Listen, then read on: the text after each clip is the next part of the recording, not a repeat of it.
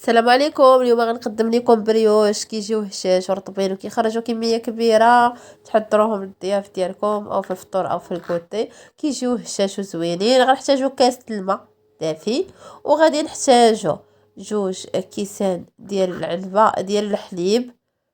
انا تنعبر بكاس العلبه.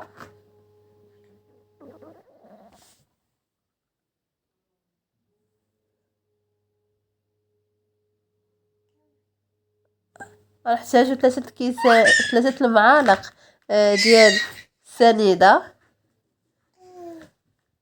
وغنحتاجو خماره ديال شويه الملحه، وخماره حبيبات، الخميره حبيبات ديال الخبز. كنديرو معلقه كبيره. وغادي نزيدو على هاد الخليط هذا كنزيدو خماره وساشيه ديال الخماره وساشيه ديال الفاني. كنخليو هاد الخليط ديالنا كيرتاح واحد 10 دقائق. كنغطيوه على هاد السوبيره اللي تنديرو فيه هاد الخليط، ونخليوه يرتاح 10 دقائق حتى يتفاعل مع بعضياتو.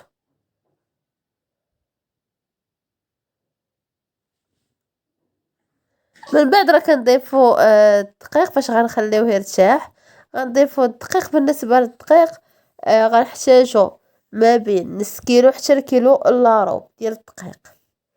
بالنسبه لهاد الخليط هذا، راه هاد البريوش غيحتاج ديك شويه. غادي تعجنوه مزيان، تعطيوه واحد شويه، وتنخليوه هذاك العجينه ديالنا بعد ما كنجمعوها كنخليوها ترتاح تقريبا شي 10 دقائق تتخمر.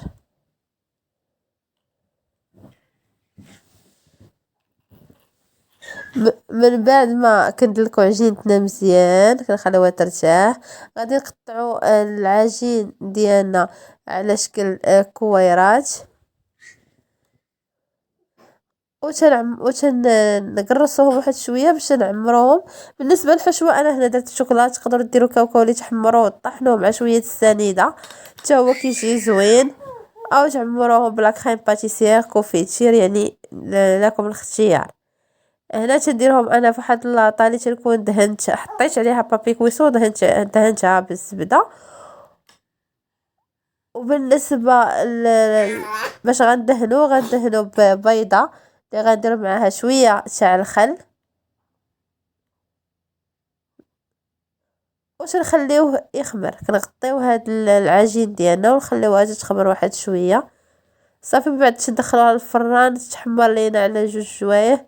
كتجي شي شورطبه. انا هنا بالنسبه للتزيين دهنتها بالكوفيتير.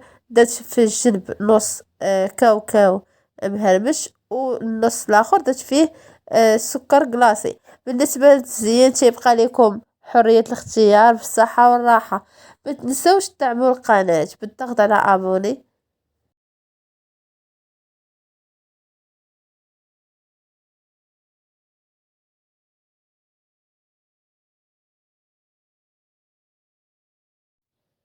هذا هو الشكل النهائي ديال البريوش ديالنا.